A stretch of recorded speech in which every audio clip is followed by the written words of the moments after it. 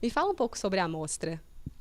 Então, essa amostra, né, a exposição se chama Narrativas Visuais, porque ela reúne alguns dos trabalhos de ilustração e de quadrinhos que foram feitos para contar histórias, né? Então, são ilustrações de livros e páginas de histórias em quadrinhos, principalmente dos últimos 5 anos da minha carreira, mas também alguns trabalhos pontuais do início do meu trabalho como independente, né? Então, tem alguns trabalhos aí de 10, 11 anos atrás, que eu acho que são representativos dessa trajetória, né? Mas principalmente alguns trabalhos dos últimos 5 anos, que tem, por exemplo, livros infanto-juvenis e os meus quadrinhos mais importantes. Vários trabalhos aqui, qual deles que te impactou mais ou te impacta mais em relação da sua carreira? Vários impactaram por motivos diferentes, né? A história Felicidade, por exemplo, que é uma história de 3 páginas, foi o meu primeiro prêmio nacional, então teve esse impacto, né? O Samurai Boy é o meu personagem mais querido, por assim dizer, porque é um trabalho já de 5 anos, né? Tem tido alguns frutos muito importantes, aberto portas muito importantes para a minha carreira. Vários outros trabalhos surgiram por causa dele, mas o Sorriso de João e O Sonho Careca me marcaram muito por terem sido os trabalhos que contavam a história de vitória de alguns pacientes sobre o câncer, né? E foram contados de uma maneira lúdica e foram feitos em parceria com uma escritora, que é a doutora Raquel Vilela, que se tornou uma grande amiga também. E me impactaram pelo poder das histórias, assim, né? Que são histórias muito tocantes, muito emocionantes, né? Eu tive a oportunidade de conhecer várias pessoas que se envolveram diretamente com os pacientes, então a experiência toda da construção desses livros me marcou muito como pessoa também, como ser humano. Você falou do Samurai Boy, eu quero saber de onde veio a inspiração para criar esse personagem? O Samurai Boy são muitas inspirações, né? Do ponto de vista assim, da formação do personagem, eu sempre gostei de história de samurai.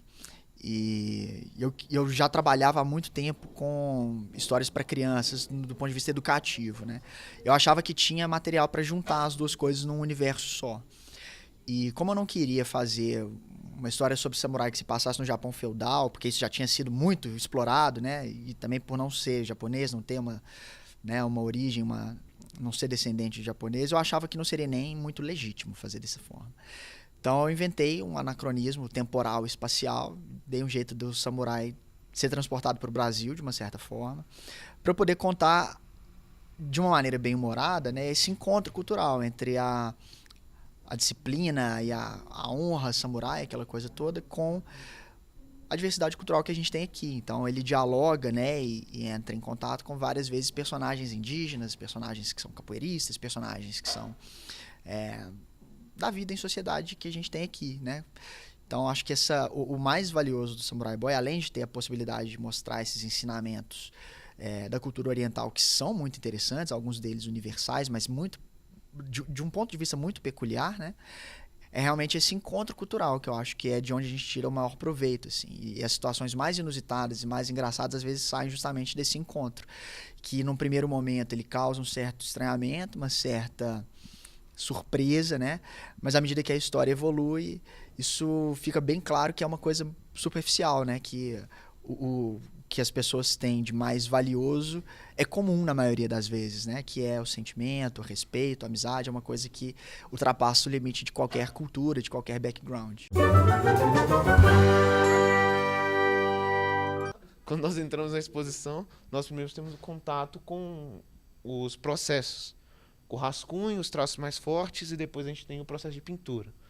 E quando nós entramos em contato com o Samurai Boy aqui, ele consegue misturar as duas culturas e ensinar os valores ao mesmo tempo que respeitando todo o ambiente.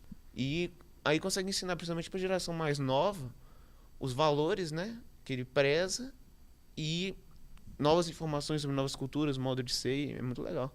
Eu vi a exposição e com isso eu pude perceber que o mesmo artista ele pegou vários assuntos e pôde introduzir, mesmo com o samurai, ele conseguiu introduzir na cultura brasileira e fazer o público, né, jovem entender bem do que se trata, e achei isso bem legal.